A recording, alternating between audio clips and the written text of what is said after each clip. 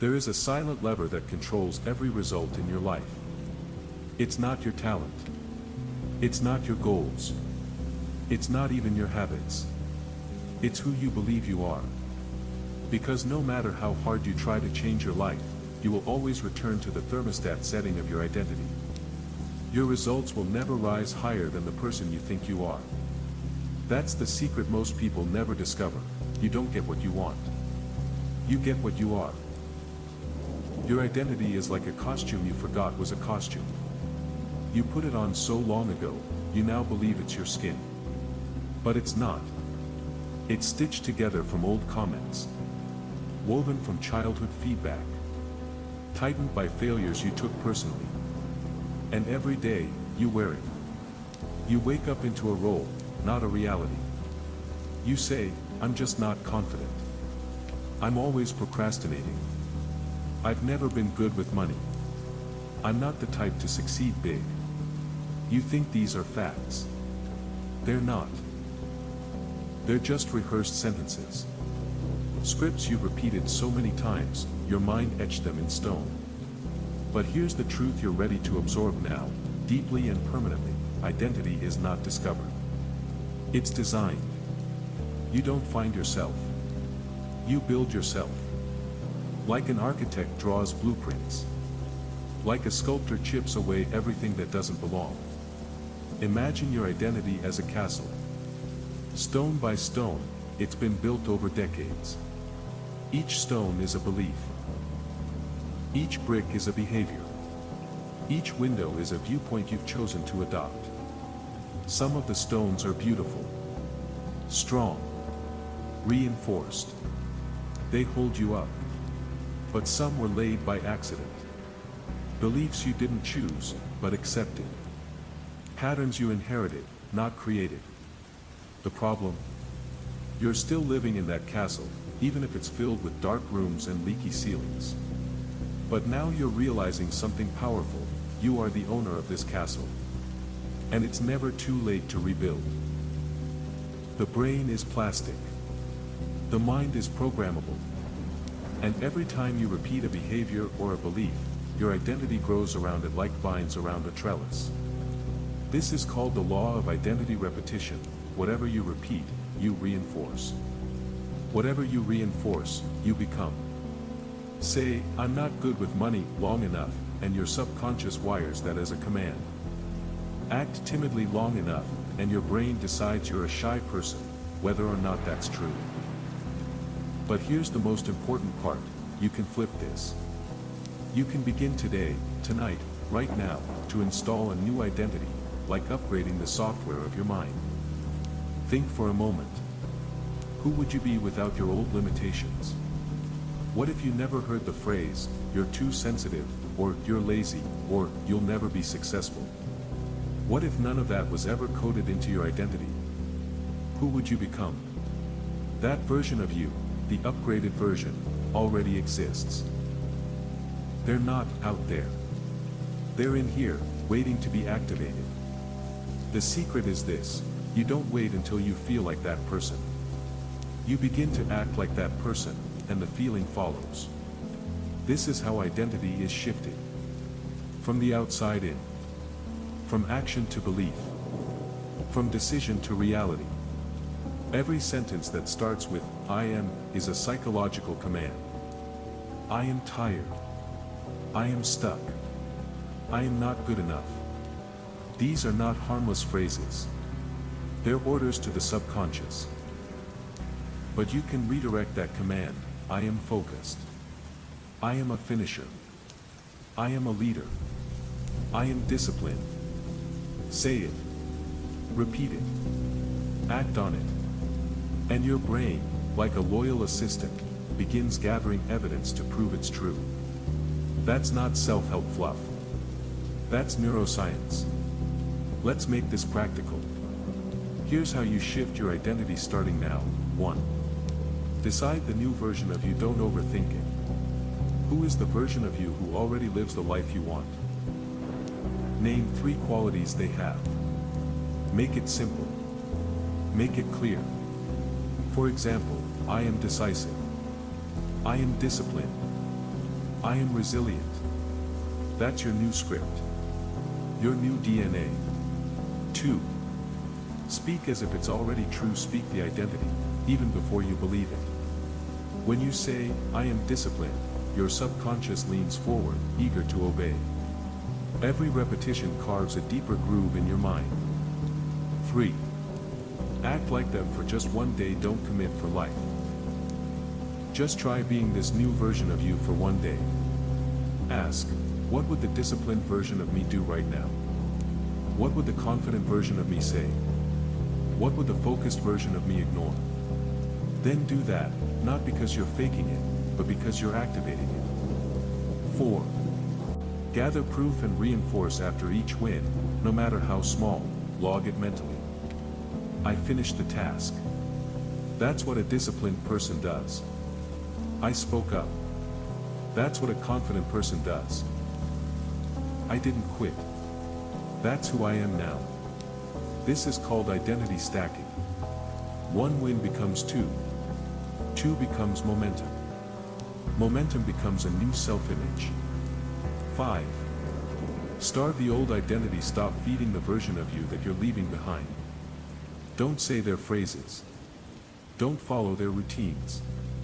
Don't wear their doubts like a badge. Let that old self get weaker.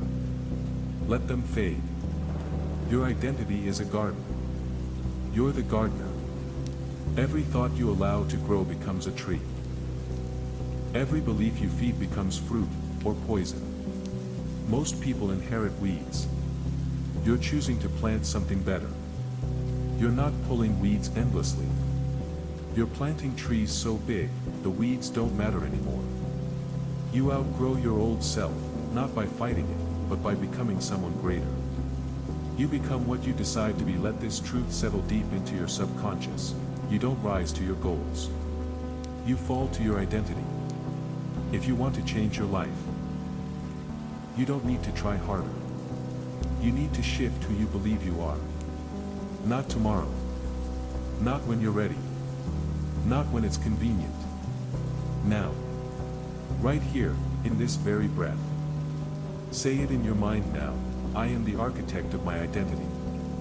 I choose who I am. I am not my past. I am becoming powerful, focused, disciplined, and free. Feel it. Let that belief take root in the soil of your mind, where real transformation begins. This new identity is downloading.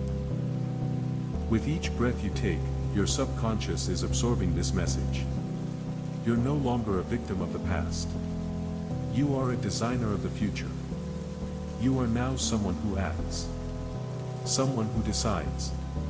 Someone who installs identity upgrades deliberately, like software into your operating system. And as this night goes on, you are becoming the person you once only imagined.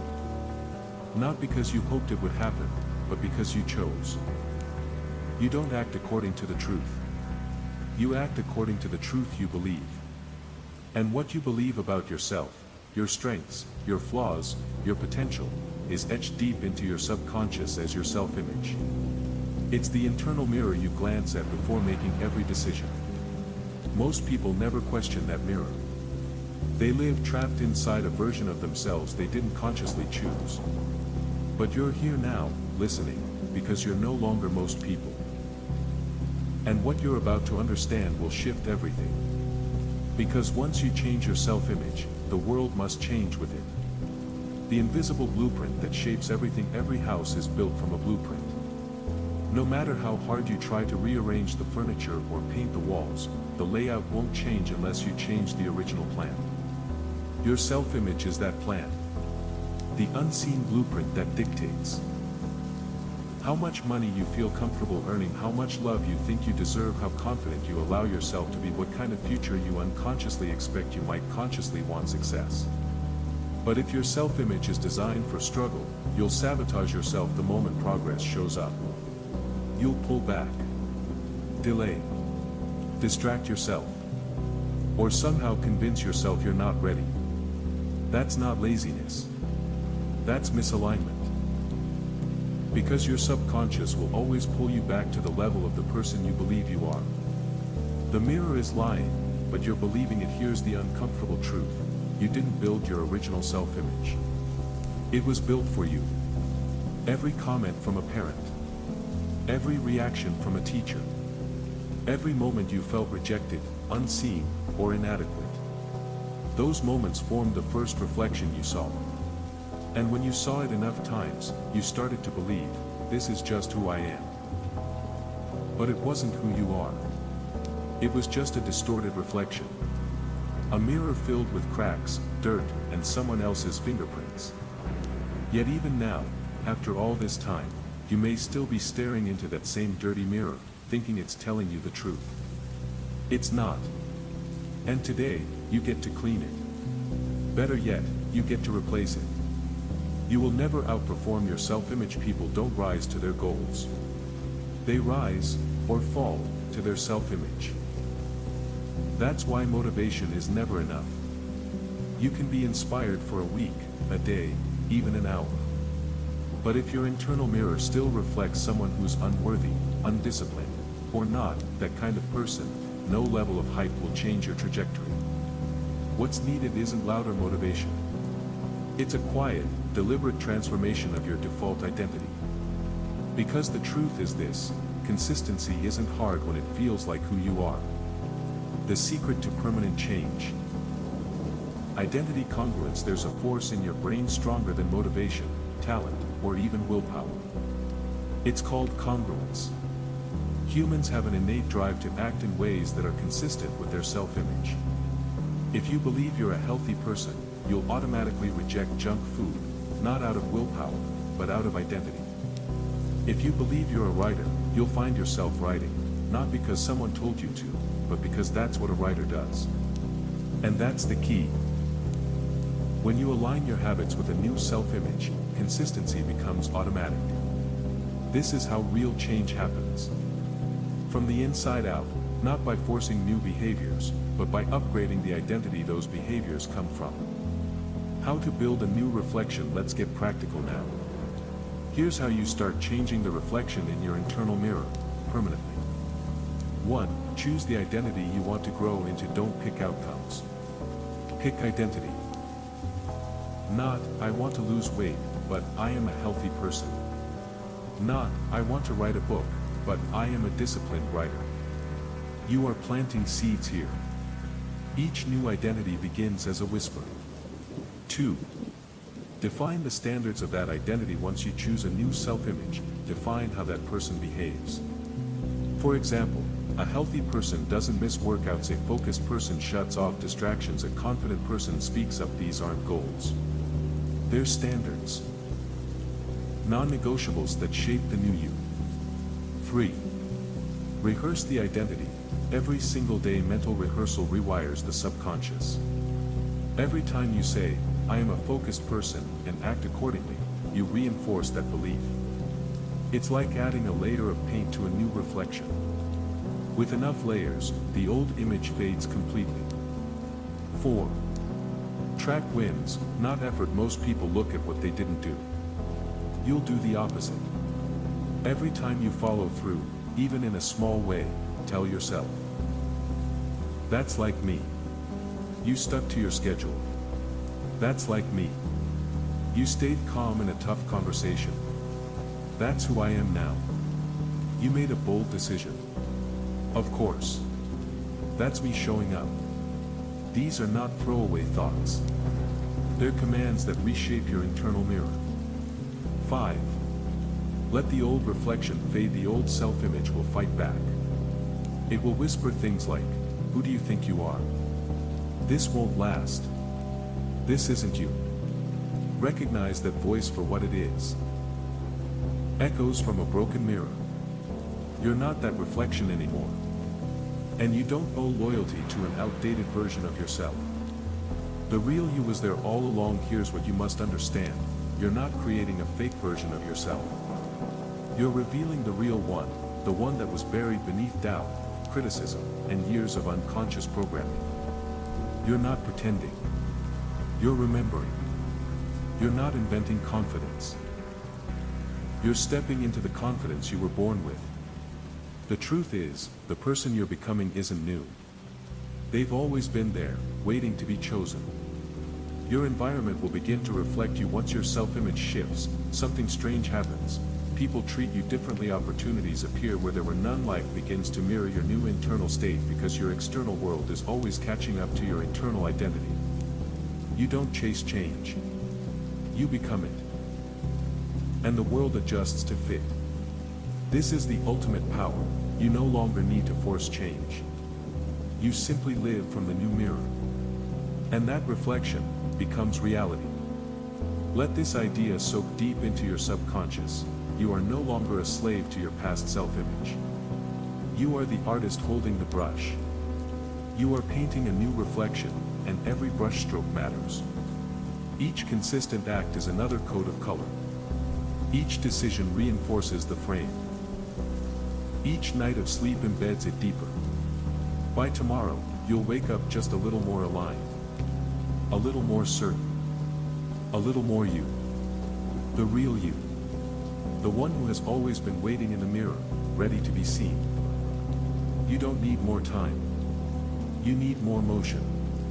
Right now, your new identity, the one you chose in the mirror, is still forming.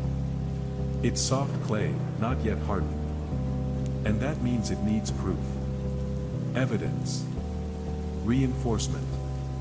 But here's the catch, that proof won't come from overthinking, planning, or waiting until you feel ready. It comes from doing.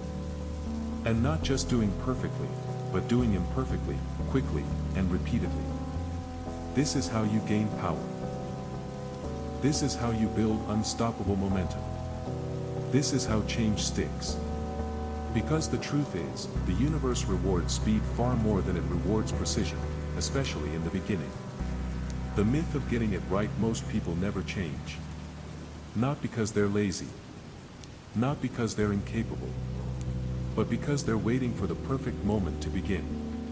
They wait to be confident before they speak. They wait to feel ready before they act. They wait to have more time, more money, more clarity, more support. But the perfect moment, it never comes. Because perfection is a moving target. It's a trick your subconscious uses to keep you safe and stuck. That, waiting, is just fear in disguise. Fear of failure. Fear of judgment. Fear of discovering you're not who you hoped you'd be.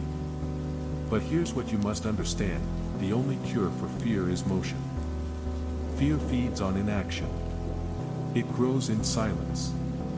But once you start, even poorly, fear dissolves like mist in sunlight. This is why the fastest path forward is never perfect. It's momentum. Motion creates clarity. Think of your life like a boat. You can't steer it while it's still. You can sit at the wheel, map in hand, plotting the most accurate course, but unless that boat is moving, you'll get nowhere. It's only when you build motion, even if the direction is slightly off, that you gain the ability to steer. Action creates course correction. Movement creates feedback. And speed, not planning, brings the clarity you've been waiting for. Want to know what works? Start. Want to know who you are? Move. The answers won't come from your thoughts. They'll come from your experience. The confidence action loop. Most people think confidence creates action. It doesn't. It's the other way around. Confidence is a byproduct. It's what happens when you take action, especially before you feel ready. Each time you act in alignment with your future self, you gather evidence. I am that kind of person. I can do this. I do follow through. The more evidence you collect, the more confident you become. And the more confident you become, the more action you take. That's the loop. That's how unstoppable people are built, one imperfect step at a time. But the loop only begins when you act before you feel like it. The 72-hour rule. Strike while the fire is hot. There's a psychological principle known as the 72-hour rule.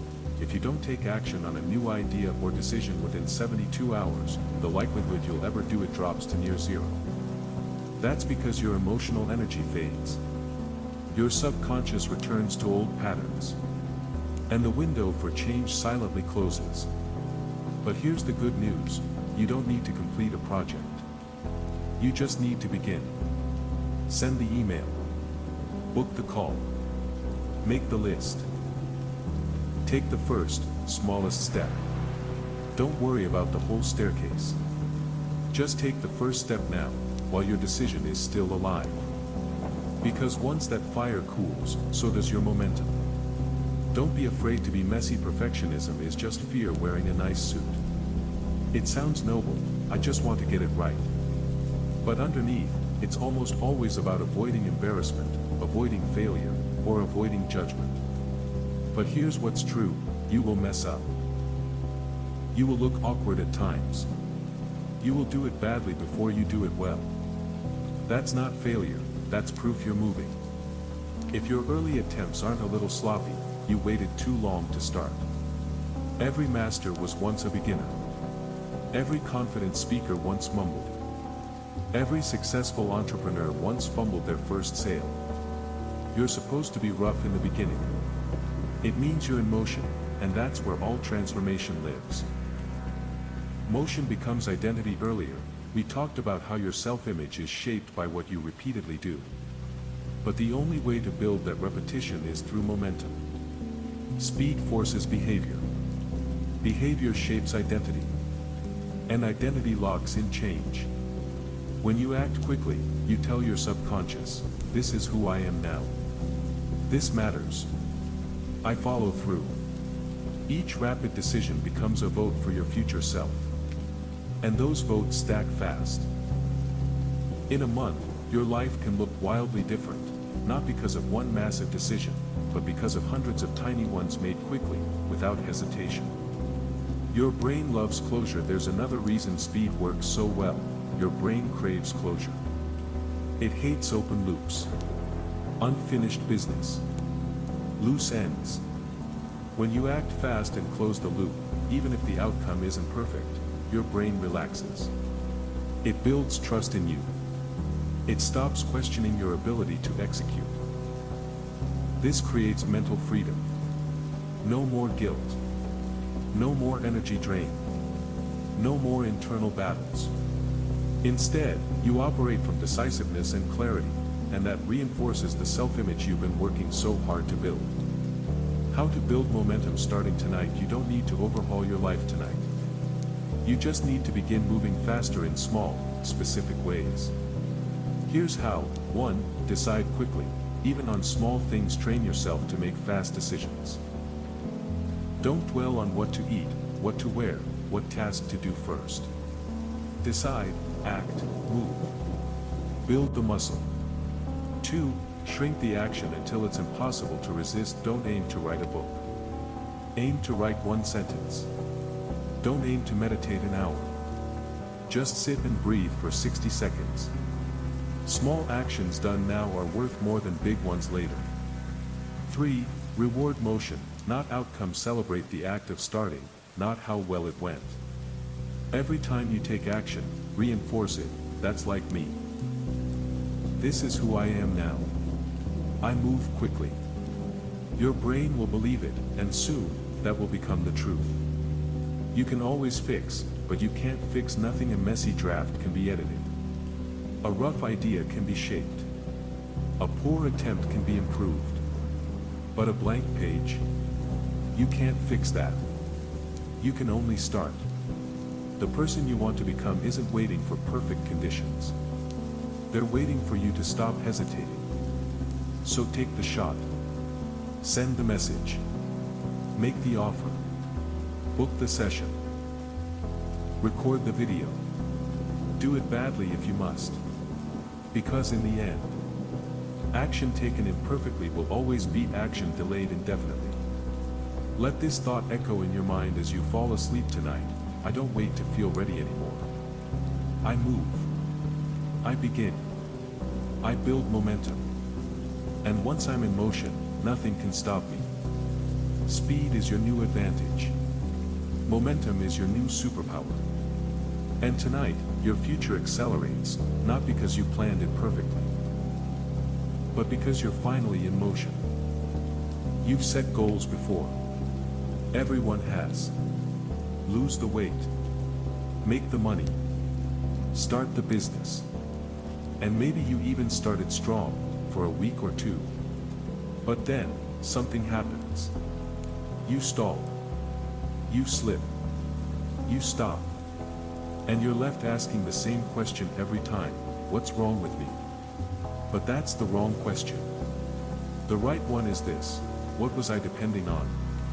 Because if you were depending on motivation, if you were depending on discipline, if you were depending on willpower, then you weren't building success.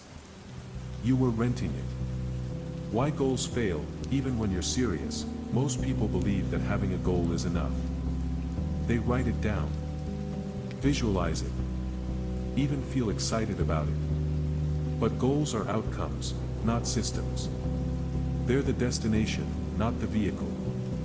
And without the right engine underneath, no amount of desire can get you there. Here's the brutal truth. You do not rise to your goals, you fall to your systems. When things get hard, when energy dips, when life throws distractions at you, you don't default to your highest hopes. You default to your deepest habits. The system is the safety net. Imagine a tightrope walker. High above the ground. A goal in sight, the platform across from them. Now imagine that walker has no net below. Every step is pressure. Every wobble is terrifying. One misstep, and everything comes crashing down. That's how most people treat their lives. They try to change using sheer force of will, no net, no system, no structure. But a real performer builds a safety net, so they can walk with confidence. Your system is your net. It catches you, supports you, and ultimately, becomes the invisible force that moves you forward, even on your worst days. What is a system? A system is simply a repeatable process. Something you do without needing to think about it. Something that runs, even when motivation doesn't. Brushing your teeth. That's a system. You don't need to hype yourself up for it. You just do it. Systems eliminate friction. They reduce decisions. They automate excellence. Success, at its core, is just a few good systems, repeated thousands of times. Why willpower fails, and systems don't? Willpower is like a battery. It runs out. Each day, as you make choices, what to eat, what to wear, whether to work out, how to respond, you drain that battery. By the end of the day, it's usually gone.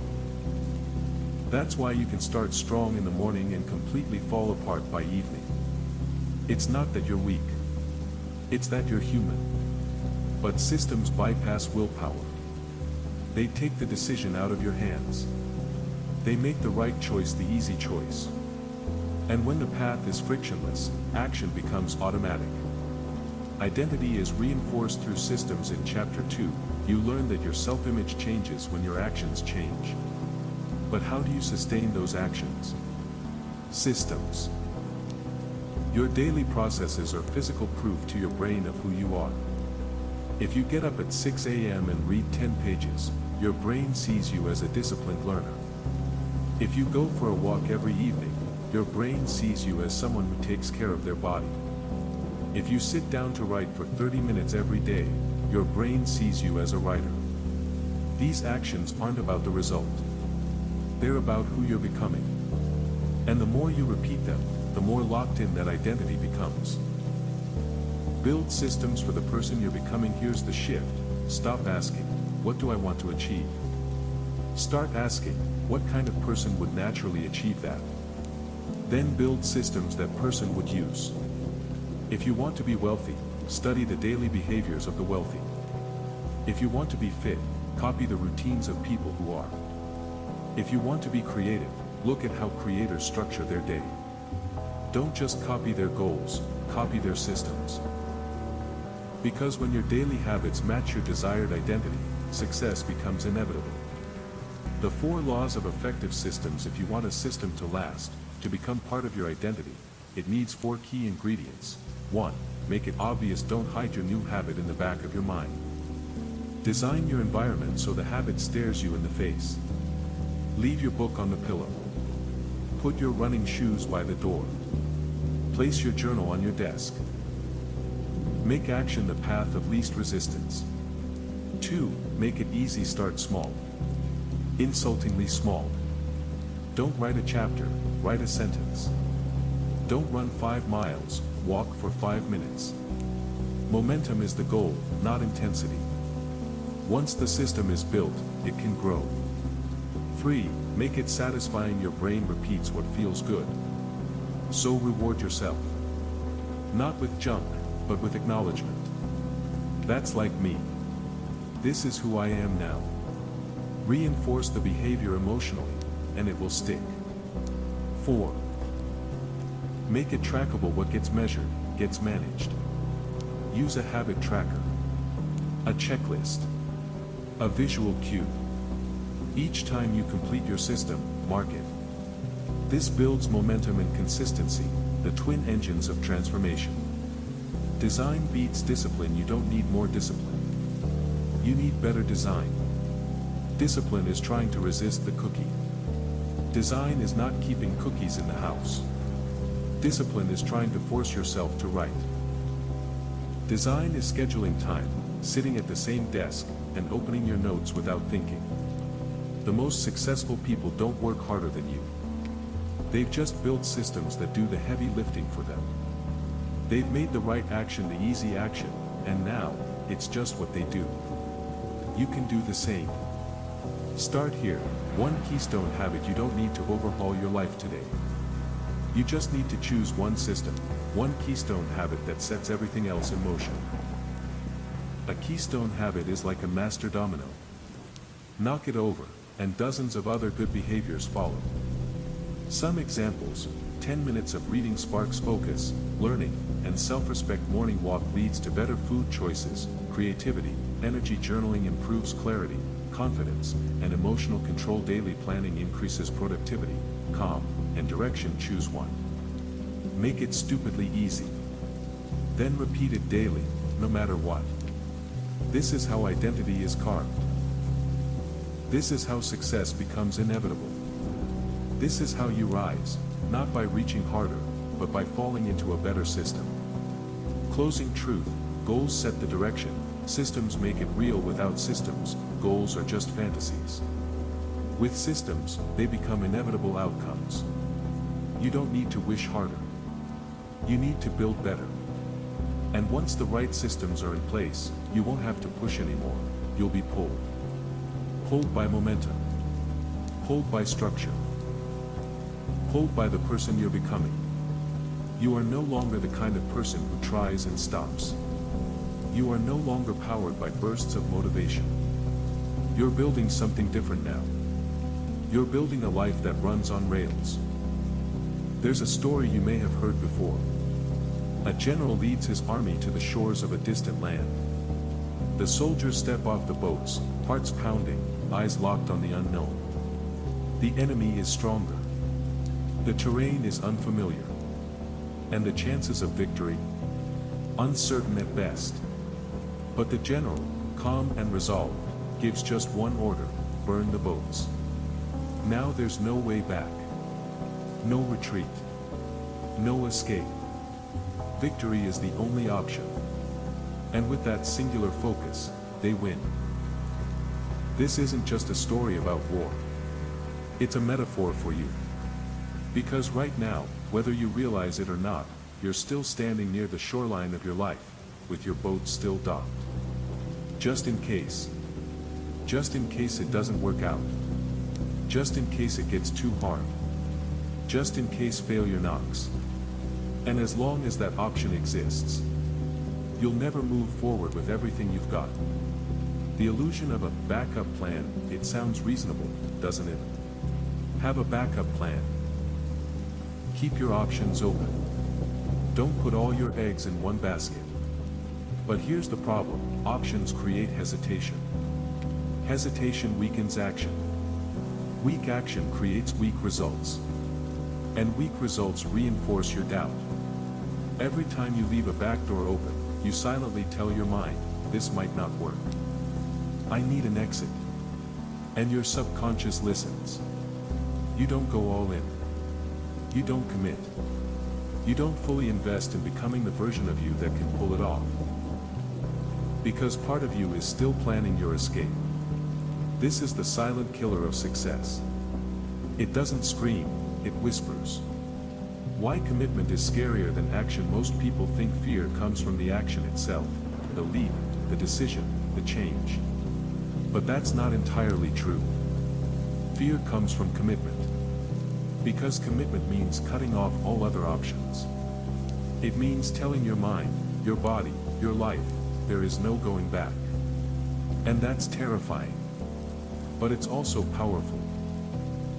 Because on the other side of full commitment is freedom. When there's no other way, your brain stops negotiating. It stops asking, should I do this? And starts asking, how do I make this work? That shift, from doubt to resourcefulness, is where breakthroughs happen. Burn the boats. What it really means to burn the boats doesn't mean being reckless. It means being committed. It means removing the crutches, eliminating the escape hatches, and making success your only option. It's the difference between trying and doing. Trying says, I'll give this a shot. Doing says, this is who I am now. Trying has an exit. Doing has roots. Burning the boats isn't a motivational slogan. It's a system of self-identity. It forces your psychology to align with your intention. Half commitment is the slowest way to fail. You've probably tried this before, dieting, but still keeping junk food just in case. Starting a business, but not telling anyone in case it doesn't work. Pursuing a dream, while updating your resume every weekend. And what happens? You stall. You second guess. You pull back just enough to prevent progress, but not enough to quit. It's a kind of emotional purgatory, where you're not moving forward, but you're not letting go either. Half commitment is the fastest way to drain energy and the slowest way to fail. You convince yourself you're doing something. But deep down, you know you're holding back. The mind hates uncertainty. So remove it. The subconscious mind doesn't like confusion. It wants clarity, direction, simplicity. When your decisions are halfway made, your mind stays stuck in a loop. It keeps analyzing, doubting, delaying. But when you make a firm, no turning back decision, something amazing happens. Your mind relaxes. The noise fades. Energy is free. And that energy gets redirected into execution. Burning the boat silences the inner debate. You're no longer asking, should I keep going? Now, you're only asking, what's next? How to burn the boats in real life. This isn't just philosophy, it's practice. Here's how you bring this principle into your actual life. 1. Declare it publicly. Tell someone. Post about it. Make it real. When you speak your commitment out loud, you raise the stakes. You invite accountability. You signal to your brain that this is no longer a private hope, it's a public move. 2. Remove the escape hatch. Whatever represents your way out, get rid of it. Is it a toxic relationship you keep going back to? Cut it off. Is it an old job you keep leaning on emotionally? Delete the safety net. Is it a daily habit that sabotages your momentum? Replace it now. Your environment should reflect your direction, not your past. 3. Invest in yourself heavily. Money, time, energy. Put real skin in the game. When you invest in a coach, a program, or even just a system of accountability, you commit deeper. Free things rarely change lives. Why? Because you're not in it. Burning the boats often means betting on you. 4. Make it inconvenient to quit. Make quitting harder than continuing. Cancel the backup plan. Automate the habit. Make progress so visible that going backward would feel like betrayal. Design your life so that momentum pulls you forward automatically. What happens when you burn the boats? When you truly burn the boats, a few things start to happen. You stop waiting for perfect conditions. You act faster, with more boldness. Your brain starts solving problems it once avoided. People around you respond differently, because you're different. But most of all, you start to believe differently. You begin to see yourself not as someone trying to improve, but as someone who already has. You're not supposed to feel ready. Here's the final truth: you will never feel 100% ready to go all in. And that's okay. Burning the boats isn't about being fearless. It's about being faithful to your future self. Courage isn't the absence of fear. It's the decision that this matters more than your fear. It's the decision to stop living with one foot in the old world. To stop apologizing for your ambition. To stop building bridges back to mediocrity when you were built for more. This is the moment you stop trying. This is the moment you become. The only way to become the person you were meant to be is to destroy the option of staying who you used to be. Closing thought: you are standing on the shoreline. Behind you, the boats. In front of you, the life you know you're capable of living. And in your hands, a single match. What you do next changes everything.